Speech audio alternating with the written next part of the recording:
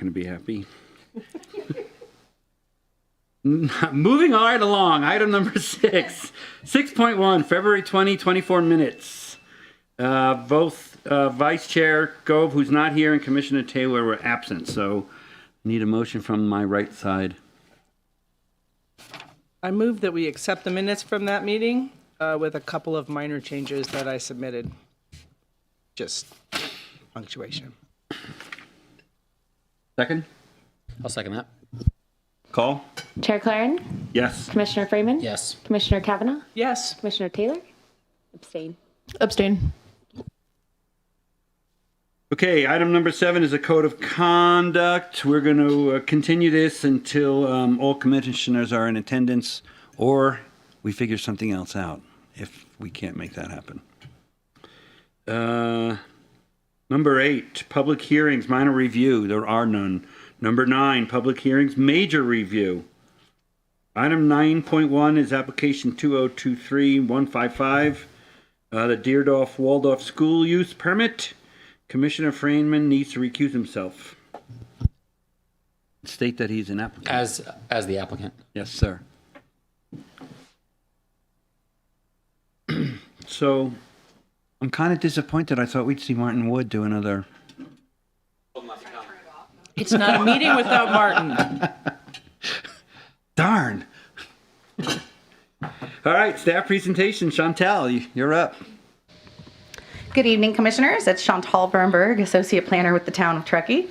Tonight, I'm here with item 9.1, Deerfield Waldorf School Use Permit. As Chair Claren mentioned, it's application 2023-155.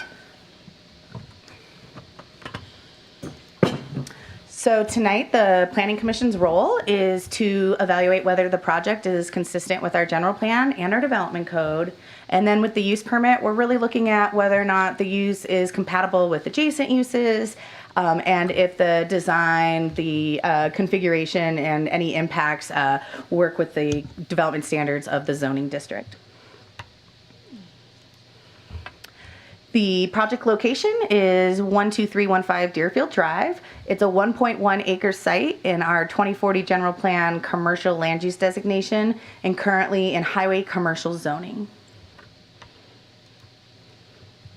Here are some adjacent land uses. As it is in highway commercial, we have a gas station to the east, a fast food restaurant with a drive-through to the north, the Coldstream residential commercial development to the south, and a vacant parcel, a vacant highway commercial parcel to the west.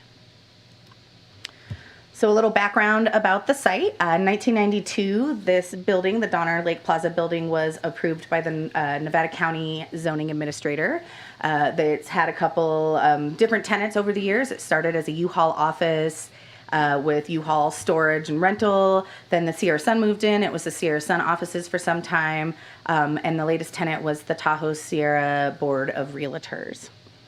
Sometime in early 2023, before February 2023 or January or February, a school began operating in the building without planning entitlements or building permits. Code compliance officers were alerted to this. In working with the school, a building inspector came into the building. There had been some interior remodeling. Some life safety changes were required. The actual after the fact permits couldn't be submitted because at the time schools were not. Oh, I'm done. I'm just kidding. I only got 3 minutes for this one.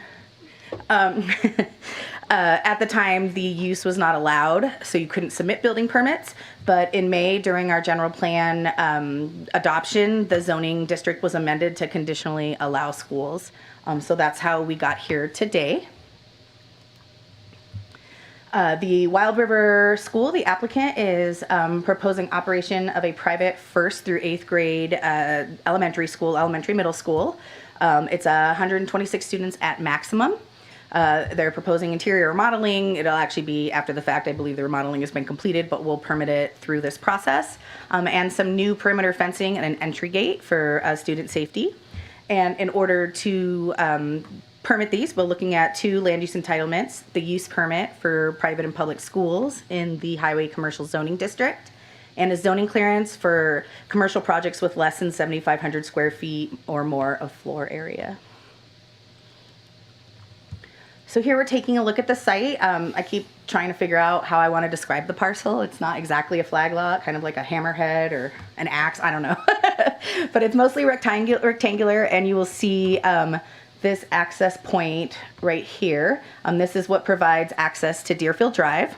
As I mentioned, it's 1.1 acres. There is no change to the floor area. The building's remaining the same, and no change to impervious coverage. There's existing parking from the previous uses. 24 spaces are required for the mix of classrooms, multipurpose rooms, and offices. 30 spaces are provided. In the winter, some of those spaces will be used for snow storage, but 24 spaces will always remain available. And for snow storage, this is already an existing site, and we're now applying our kind of newer, more updated snow storage rules. So this spot requires 75% of its paved area calculation for snow storage. They have 37.2, so condition of approval 15 will be a approved required snow off-haul plan that the town engineer would approve. And the access, you might notice, and we'll look at it a little closer in the next slide, while there is this part of the parcel, this portion that allows access to Deerfield, it doesn't quite match up with the existing driveway. So there is an easement from the adjacent property owner that allows access through the entire driveway. The applicant would like to have additional fencing and an entry gate, and some of that would be on the adjacent parcel. The property owner will need to give permission for that. We have some permission from I believe it's the tenant, but not the property owner. I don't think it'll be a problem for the applicant to have that, but that's just going to be a requirement as condition of approval 17. So here's the floor plan that was submitted by the applicant. You will see that we're looking at 6 classrooms, 5 on the lower level, 1 on the upper level, 2 multi-purpose rooms, and some associated office facilities. We have the stamped plans from the Tahoe Sierra Board of Realtors interior remodeling. So any changes that have occurred from there that has potentially been done by the applicant, the building division will take a look at, make sure it's up to code, and do some after the fact permitting. And that'll be condition of approval 16. And as I mentioned, we need to look at the project to see if it's consistent with our current general plan and our development code. They are in the commercial general plan land use designation. I listed more policies and policies from our plan that the project does meet in the staff report, but basically the intent here is adding services, an infill site, adding services close to a residential neighborhood, providing services to nearby residents. Also, there are some existing non-compliant lights, and our community character section of our general plan talks about the night sky ordinance. So this is an opportunity to bring non-conforming lighting sites into our conforming exterior lighting, and therefore reducing light pollution. As far as the development code goes, these are the highway commercial development standards. As you can see, the project is meeting all of the standards for floor area ratio, coverage, height, etc. The only one is that snow storage, 75% of the paved area. However, we're handling that through the incorporation of a condition of approval. And then I thought I'd highlight some of the ones that were, some of the development code sections that were using conditions of approval to incorporate to make it consistent. So first is exterior lighting. Our development code section on exterior lighting in the night sky requires that any change in floor area of 25% or more bring all existing and proposed lighting into conformance. Our code also requires that there is no light trespass, so there's no lighting impacts on adjacent properties. We do have a preliminary photometric plan. It does show some light trespass. I'm not exactly clear if it's from the adjacent properties or if it's coming from the kind of larger parking lot lighting.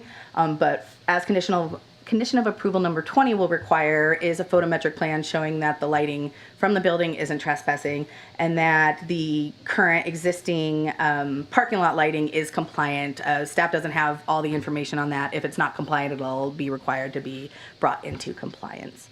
So with that condition of approval, we'd be consistent with exterior lighting. There is no new signage proposed. However, there is an existing legal nonconforming sign.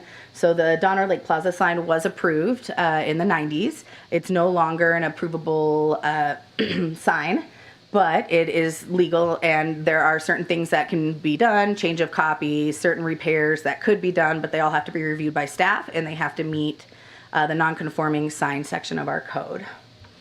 But because no changes are being proposed and no new signage is being proposed, we are consistent there.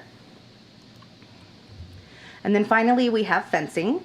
Much of the existing chain link perimeter fencing is going to be replaced with this horizontal wood slat fencing, which is really bringing it more into conformance with our design guidelines. However, there is a section that is in the floodplain setback, and the lake and river stream corridor section of our code prohibits any structures, including fencing, and that comes straight out of the code, from being in a floodplain setback. Because it was originally allowed, we would consider that fencing to be non-conforming. And the non-conforming section says that you cannot change structural elements or non-structural elements or repair non-residential structures without making it comply. So the only way to make it comply would be to remove the chain link fencing in the floodplain setback. So no changes to the fencing in the setback can be approved other than removal. I thought I'd just touch on the CEQA exemption, just because, you know, it is different to look at existing facilities and say, well, it's not an existing facility, we're permitting it now. But CEQA doesn't look at it that way. CEQA looks at what's happening now, whether it was permitted or not. So the existing condition is that there is a school operating. So once we allow that, and that qualifies it potentially for existing facilities. We also looked at VMT. It's in the exemption zone, so no potential impacts to traffic. We are not going to allow anything in the 100-year floodplain setback, let alone the floodplain, so we're not worried about water quality impacts. Air quality and noise, the applicant submitted air quality and noise analysis, and there appears to be no potential significant impact there. And according to CEQA, this is not a new use or an expansion of use. So staff believes that the project would qualify for the existing facilities CEQA exemption. This morning, the applicant's agent requested a change in the project description. They requested to change it from 1st to 8th grade to transitional kindergarten to 8th grade, not changing the maximum student population. Transitional kindergarten, TK, or in kindergarten are still considered an elementary school. It still falls under that elementary school umbrella. So from a planning side and engineering, there's really no change in calculations. There's no change in parking or any development code requirements. So staff supports the change, doesn't believe that it would change any of this analysis. So staff is recommending that the commission adopt resolution 2024-05 with changing the student grade levels from 1st grade to TKK, approving the following actions based on the recommended findings and subject to the recommended conditions of approval. And that's determining the project to be categorically exempt under CEQA, approving the use permit, and approving the zoning clearance. Of course, there are always alternatives that the commission can take. You could continue the public hearing to date and time certain, asking for some more information. If there is new information, we would have to reopen public comment. The commission could add, delete, or modify any of staff's proposed conditions of approval. You could deny the project on the basis that the required findings cannot be made, or you could require additional environmental review. There has been no public comment received as of today. And the appeal period for this project would end Friday, March 29th at 5 p.m. And that concludes my presentation. Thank you, Chantel. Mr. Freeman, do you have a presentation? No presentation, but Bill, thank you. Okay, then clarifying questions, staff and or applicant. Sammy, how about you go first? I don't really have particular questions. Coral, if you have anything, it seemed pretty straightforward to me, and staff report was well written, so. So I do have a couple of questions. Can you pull up on the plans, do we have a vision of this gate? Do we know what the gate is going to look like? I guess it's just can like you pull it can up. just describe the gate for me. It's a I realized I hadn't looked at the gate. The fencing is all wood slat fencing that's similar to what is in Coldstream, and the gate would match. Okay, so the gate's gonna be like solid? Solid wood. I'm thinking from a security It's mostly for standpoint. privacy for Yeah. kids on the inside. There's a picture. Commissioner, Oh, sorry, thank you. it's right up there if you want to take a look at it. That's the fencing? That's the gate. Oh, the gate there in Yeah. this sketch. Okay. That was my question on that. And then, does the tenant have, to your knowledge, have any plans to examine different sites? You're the applicant, is Chair Freeman the applicant? Is the tenant the applicant here for the use permit? You're the applicant, right? I mean, they own their other site out at Hosketussin that we've talked about in the past. I know they're still trying to pursue that on some level. But Okay. I think for now, this is a good site for them. I just didn't know if we had any context on whether they were, a couple years from now, there might be, a more desirable site for a school that relies a lot on outdoor education, since it is near a freeway. I was noted that there was a noise and air quality report. We were close on one factor, which to me made it seem like not the most ideal place for a school, but it's been operating there already. And I guess successfully. Do they seem happy there? Yeah, viable sites are super hard to come by in this town that meet the zoning and don't have VMT challenges and have all the other kind of needs for a school. This is a good property for a school. Also, I've learned schools don't make the best neighbors. And given that one neighbor is a gas station, one neighbor is a Taco Bell, it's not a huge impact on those neighbors.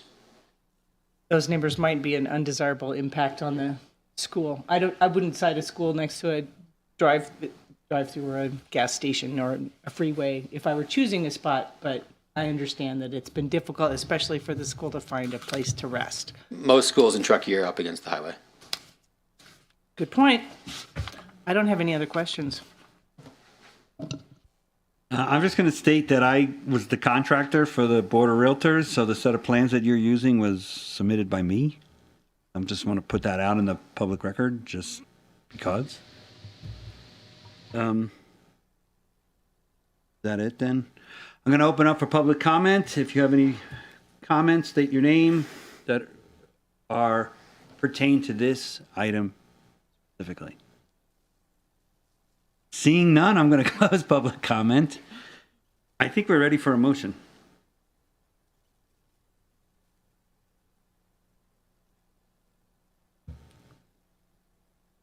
I had one clarifying comment, which was the application says 1st through 8th grade, and it could be TK through 8th grade. I don't think that changes anything with the zoning.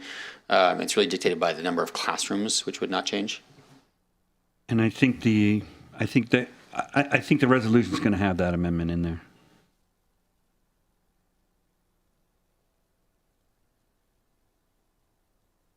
There it is.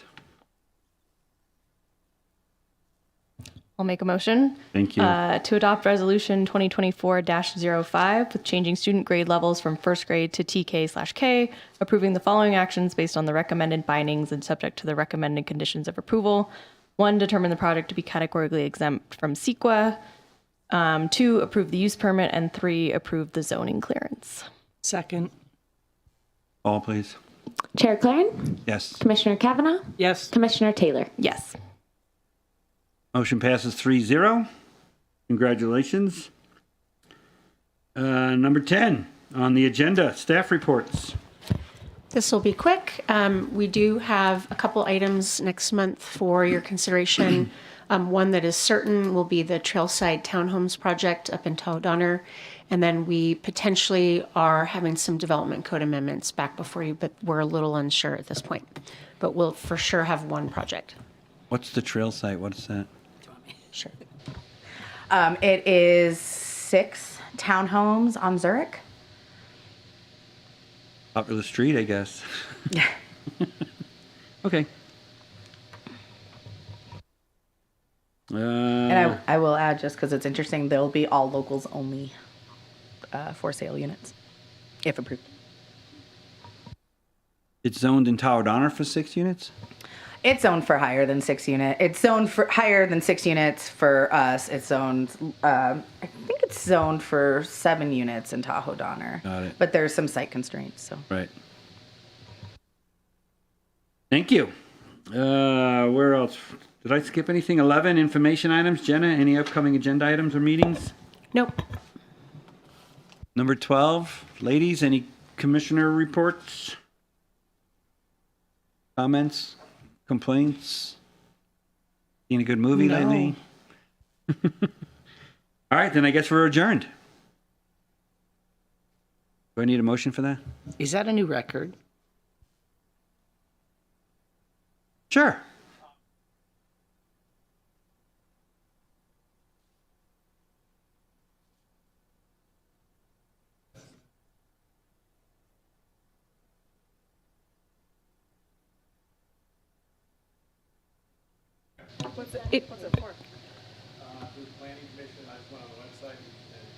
Yeah, I actually saw that this afternoon. I read it. I wasn't sure what it had to do with what was on the agenda tonight, and I guess public comment would have been at the beginning if you wanted to discuss something that wasn't on the agenda. Well, yeah, it's been posted.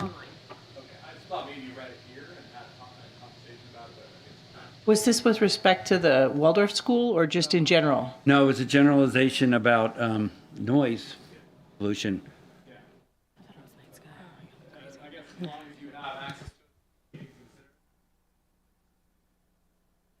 Great, thank you. And with that, we're adjourned at 5:24.